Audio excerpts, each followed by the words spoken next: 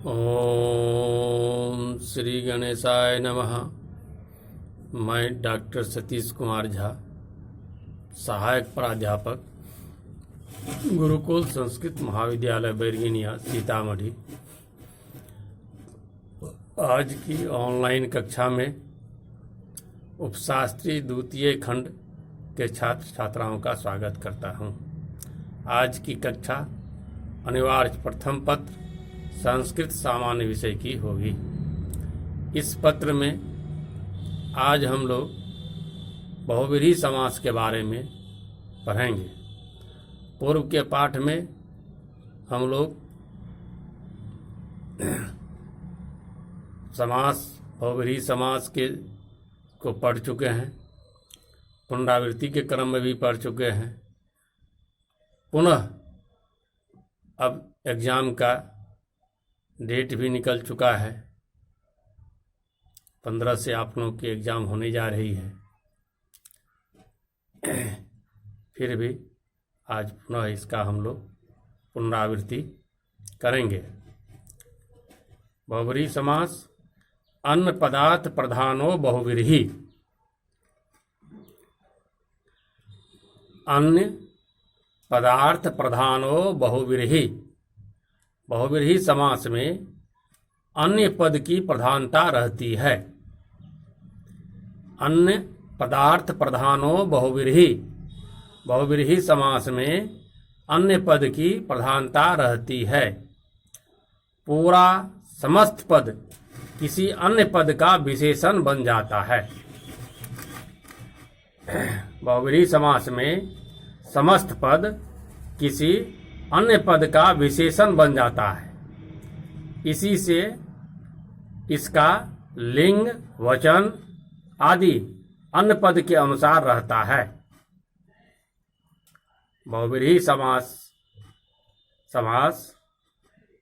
में अन्य पद की प्रधानता रहती है।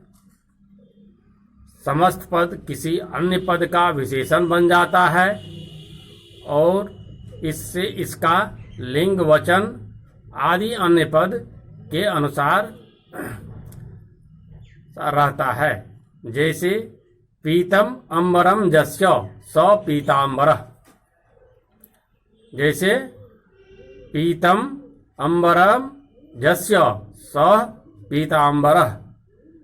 कृष्ण के लिए पीतांबर का प्रयोग हुआ। यहाँ कृष्ण के लिए पीतांबर शब्द का प्रयोग हुआ है। कृष्णस्य के लिए पीतांबरस्य बोलना होगा। कृष्ण के लिए पीतांबरस्य पीतांबर बोलना होगा। इसका विग्रह होगा पीतम अंबरम यस्य सः तस्य पीतांबरस्य। पीतम अंबरम यस्य सः तस्य पीतांबरस्य अर्थात कृष्णस्य। इसी प्रकार श्वेतम अंबरम यस्याः सा श्वेतांबरा। श्वेतम अंबरम यस्याः सा श्वेतांबरा अर्थात सरस्वती, दिगंबरा। अब हम लोग बहुव्रीहि और कर्मधारय में अंतर को जानेंगे। कर्मधारय में विशेषण विशेष्य का समास होता है और बहुव्रीहि में अन्य पद की प्रधानता होती है। कर्मधारय में विशेषण विशेष्य का समास होता है और बहुव्रीहि में अन्य पद की प्रधानता होती है। एक ही समस्त पद विग्रह भेद से कर्मधारय भी हो सकता है और बहुव्रीहि भी। एक ही समस्त पद विग्रह भेद से कर्मधारय भी हो सकता है और बहुव्रीहि भी। जैसे पीतांबरम, पीतम अंबरम कर्मधारय। पीतांबरम, पीतम अंबरम कर्मधारय। अब पीतम अंबरम यस्य स पीतांबरम। पीतम अंबरम यस्य तम पीतांबरम कर्मधारय समास में अर्थ होगा पीला कपड़ा और बहुव्रीहि में अर्थ होगा पीले कपड़े वाले, पीतम अंबरम जस्य तम पीतांबरम बहुव्रीहि। तो बहुव्रीहि के अब हम लोग कुछ भेद के बारे में जानेंगे। बहुव्रीहि समानाधिकरण बहुव्रीहि, समानाधिकरण बहुव्रीहि, जिस समास में प्रथम पद विशेषण होता है, समानाधिकरण बहुव्रीहि, जिस समास में प्रथम पद विशेषण होता है तथा दूसरा पद विशेष्य तथा समस्त पद में अन्य पद की प्रधानता होती है, जिस समास में प्रथम पद विशेषण होता है तथा दूसरा पद विशेष तथा समस्त पद में अन्य पद की प्रधानता होती है, उसे समानाधिकरण बहुव्रीहि कहते हैं। जैसे कृतकार्यः, कृतम कार्यम येन स कृतकार्यः, कृतकार्यः, कृतम कार्यम येन स कृतकार्यः। यहाँ कृत शब्द कार्य का विशेषण है और पूरा पद अन्य पद विशेषण है। यहाँ कृत शब्द कार्य का विशेषण है और पूरा पद अन्य पद विशेषण है। कृत कार्य पद किसी पुरुष के लिए प्रयुक्त होता है। बहुव्रीहि समास से युक्त पद को देखकर अन्य पद की आसानी से कल्पना कर ली जाती है।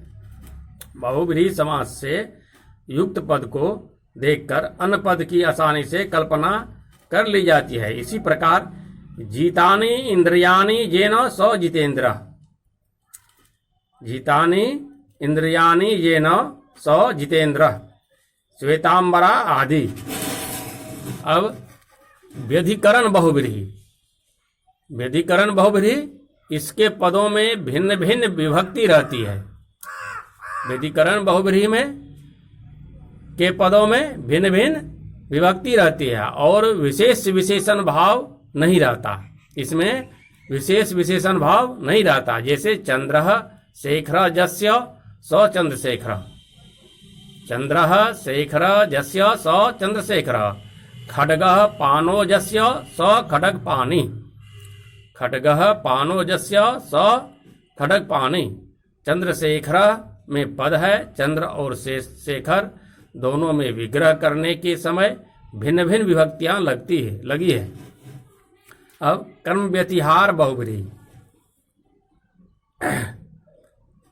कर्म व्यतिहार बहुव्रीहि, युद्ध का बोध होने पर तृतीयांत और सप्तयांत पदों के साथ जो समास होता है उसे कर्म व्यतिहार बहुव्रीहि कहते हैं। कर्म व्यतिहार बहुव्रीहि, युद्ध का बोध होने पर तृतीयांत और सप्तयंत पदों के साथ जो समास होता है उसे कर्म व्यतिहार बहुव्रीहि कहते हैं। जैसे केषु केषु गृहीत्वा इदं युद्धं प्रवृत्तम इति केशा केशी, केषु केषु गृहीत्वा इदं युद्धं प्रवृत्तम इति केशा केशी, दंडेश्च दंडेश्च प्रहृत्य इदं युद्धं प्रवृत्तम इति दंडा दंडी, दंडेश्च दंडेश्च प्रहृत्य इदं युद्धं प्रवृत्तम इति दंडा दंडी। इसी प्रकार कराकरी, अस्यासी मुष्टा मुष्टि, बाहु बाहवे, इसमें पूर्व पद को दीर्घांत कर देते हैं और उत्तर पद को इकारांत बना देते हैं। क्या होता है इसमें?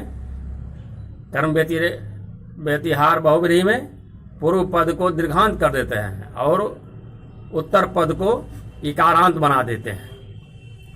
अब नई बहुव्रीहि, नई बहुव्रीहि, नए नहीं या अविद्यमान, नए के अर्थ में शब्द के साथ जब बहुव्रीहि समास होता है, नए बहुव्रीहि, नए के अर्थ में शब्द के साथ जब बहुव्रीहि समास होता है तब उसे नए बहुव्रीहि कहते हैं। नय के साथ के अर्थ में शब्द के साथ जब बहुव्रीहि समास होता है तब उसे नय बहुव्रीहि कहते हैं। जैसे अविद्यमानः पुत्रः यस्य स अपुत्रः। जैसे अविद्यमानः पुत्रः यस्य स अपुत्रः। इस प्रकार नय बहुव्रीहि समास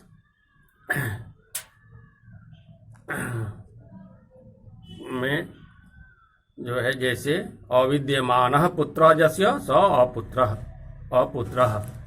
इस प्रकार हम लोग आज